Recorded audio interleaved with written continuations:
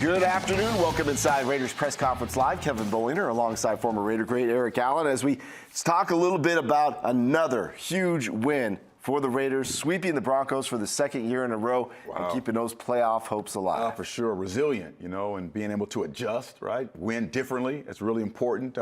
When you looked at the game yesterday, kind of a mirror image defensively against the Cleveland Browns. But again, the Denver Broncos, to sweep them in a couple years in a row now, right? Beating them here at home twice and going up to Denver, beating them. They have a very talented defense. And you have to say a lot about what this coaching staff was able to do with the short week, right? So you're not going to be able to actually have those thorough practices. You're going to have to do a lot of walkthrough and to have the carryover from, the standpoint of, hey, we're facing a running football team. It's going to be a physical game, but you have to find a way to be able to match their intensity. And they did from snap one defensively to the end of the game. Well, interim head coach Rich Bisaccia is going to be speaking via Zoom this time to the media with the new NFL protocols. You're going to see it coming up right here next on Raiders Press Conference Live as we roll on. Stay with us. This program has been presented by Coors Light, an official beer of Raider Nation, made to chill. All right, Raiders interim head coach Rich Bisaccia set for his Monday news conference. Going to talk about that big win against the Denver Broncos, maybe a little bit of a look ahead to this Sunday at the Indianapolis Colts. He's taking a seat now. Here is Coach Bisaccia.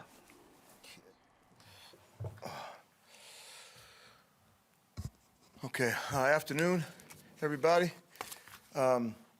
Actually, no new injuries to report or anything of that nature. So with that, I'll answer any questions you may have. Hey, Rich, it's Tashawn Reed from The Athletic. It looks like the Colts had a few guys go on their reserve COVID-19 list today. It looks like they might be in the midst of maybe an outbreak situation. Obviously, you guys just went against a team in the Browns in a similar setup.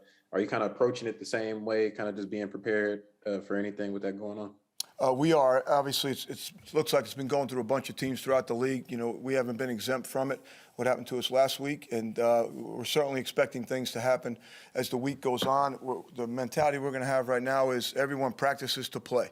We went through it last week. I thought our guys did a nice job with preparing to play, regardless of whether they're on the show team or the team, and we'll go through practice this week with the same mentality. I'm sure we'll get more news as the day goes on and into tomorrow what some of our issues can be. Rich, along those lines, have any of your players, gone on the COVID list today? Well, I'm not really sure today. I'll usually get it about sometime 2 o'clock after they've all gone through the testing protocol. I'll get it from our trainers about what our exact list is going into late this afternoon. We'll get that to you as soon as we get it.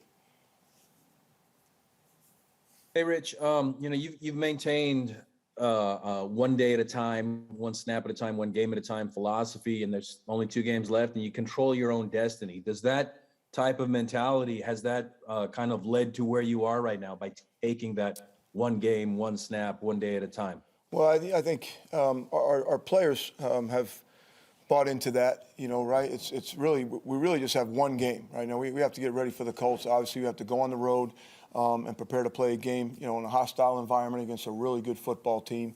So our thoughts right now are about what's next. And they had a good day today of going through their workouts. I'll get with AJ about how that worked this afternoon. And then they'll have off tomorrow. I know some guys will come in and take care of business, and we'll start our practice on Wednesday and see who we have participating in that. So each week is a different team, as we've talked about before. So we'll be excited about the opportunity to play the Colts, and that's really all we're going to think about right now. Hey, Rich, this is Vic. A couple of injury questions. You mentioned last week that Darren Waller was kind of making tedious progress. Is that still trending upward at this point? And also, is there a Nick Morrow update? Well, the update on Waller is I think it was a pretty good day today from talking to those guys and from Darren. And so we're optimistic that he can be in practice on Wednesday's walkthrough. If he can be in practice on Wednesday's walkthrough, then I think when I meet with you guys again on Friday, we'll have a much better report. If he's not ready to go by Wednesday's walkthrough, but he can get through Thursday, then I think at this point, because he's missed so much time, I think we'd love to have 2 to 3 days of practice with him so he feels good about his ability to go in and compete, and we feel good about his ability to help us and compete. I think we've kept him up to breast to this particular point going into last week's game, but I think now he'll have to kind of get himself to where he can practice and run around and run some routes and get some timing with Derek and be in position to get his body in the right position so he feels comfortable, I think, as well as us feeling comfortable on offense that he can help us. So I think I'll have a little bit more hopefully after Wednesday, and hopefully it's positive.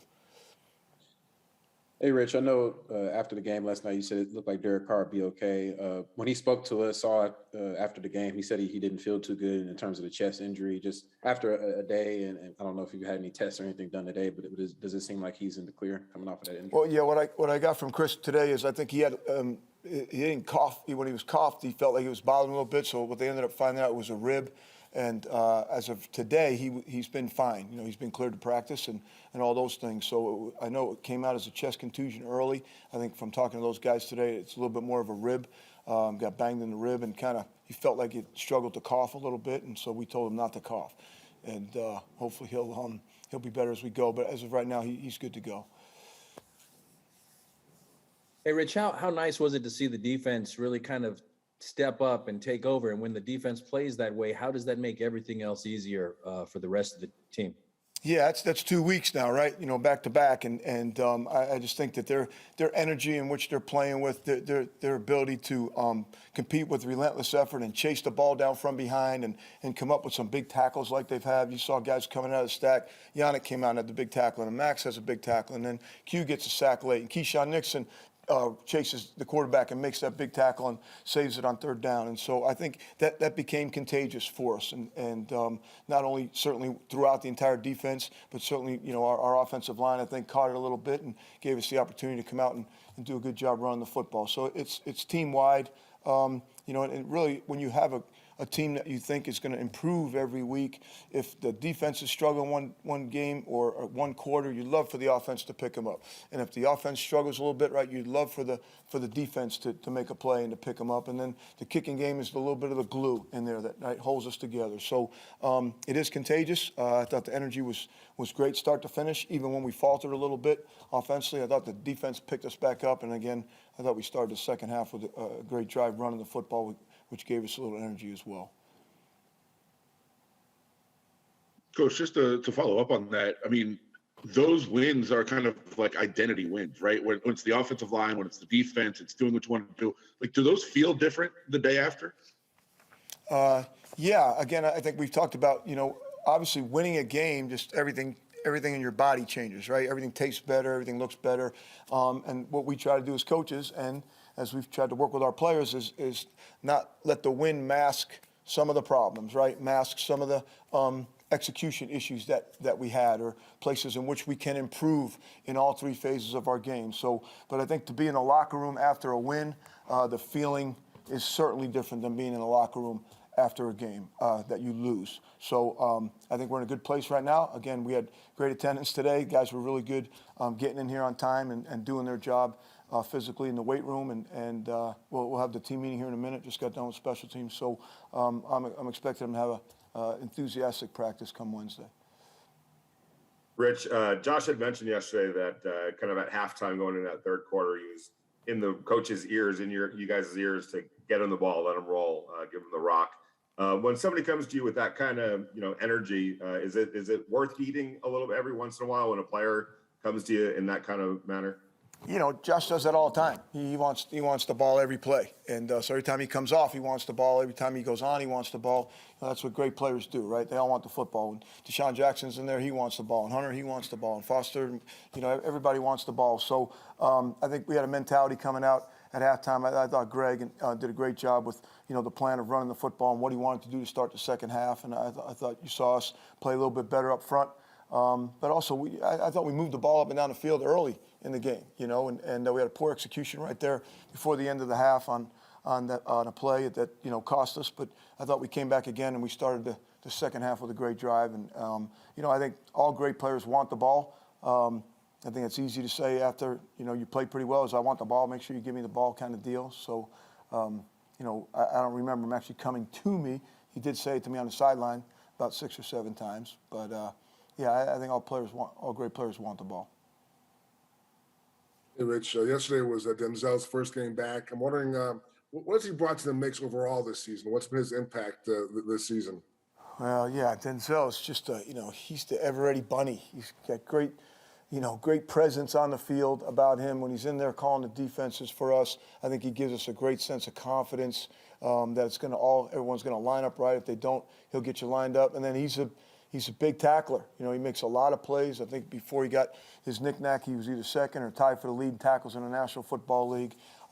We're excited to have him back, and hopefully it'll continue. I know he really prepares well. He prepared well these past 2 weeks when he wasn't playing or didn't know if he was going to play, and you saw when he got in there that he didn't really have any issues lining up or getting everybody lined up, and really gave us some energy out there. All right, thank you, Coach.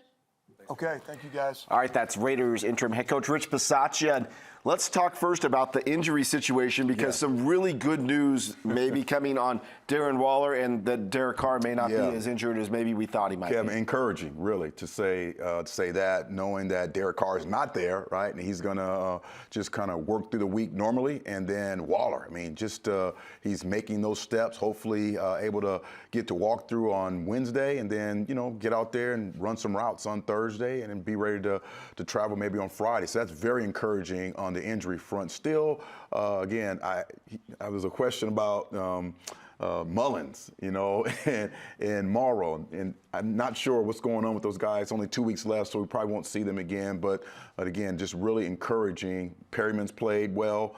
He didn't play last week, so really good on the injury front right now. I think when we look back at this season, we're going to look at that opening drive of the second half by the Raiders as a defining moment for this team, especially after the way the first half ended with the turnovers and leading to points. But to come out and get the ball and do what they did, this was huge. It was key, really, because after the turnover, you go into the locker room, you say, how can we get this energy back? How can we get the momentum back on our side? And they really leaned on the offensive line and the running game to get it going. I think that was maybe the best drive, running-wise, of the whole season, coming out at the halftime, knowing that we're going to run against this pretty good Denver run defense. And, man, you had fumbles, you had some missed opportunities early in the first half. So what do? You line up, you play old-school football, you run it right down their throat. I thought center, guard, that combination of players, Andre James, Simpson, and Leatherwood. Look at Leatherwood. He's as the guy on skates right there. Just outstanding job of coming out, dictating tempo, and then finishing that drive off with a great tumble into the end zone. Outstanding job by the coach staff and the players, accepting the responsibility of putting it on the ground and running right at the Denver Broncos. Well, the Denver Broncos wanted to do the same to the Raiders, but they could not do that. The defense was solid yesterday. Coming up next, we're going to dive a little bit deeper into everything that this defense did to give the Raiders the W yesterday at Allegiant. Stick with us.